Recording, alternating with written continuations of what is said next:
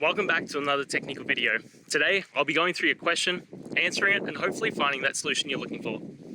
Guys, remember to stay just a little bit crazy, just like me, and hopefully you work through to that resolution. Now, let's continue on.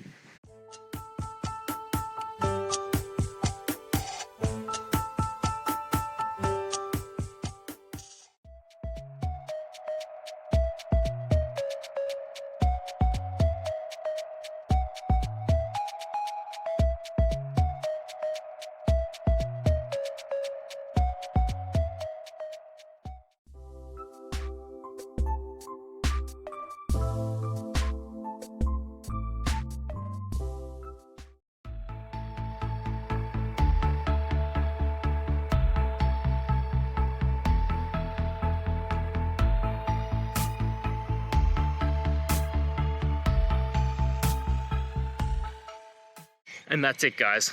I hope that video helped find the resolution you're looking for. If it did, please, I'd appreciate it if you could hit subscribe. Until the next time you need more technical help, I hope you have a good one. Cheers.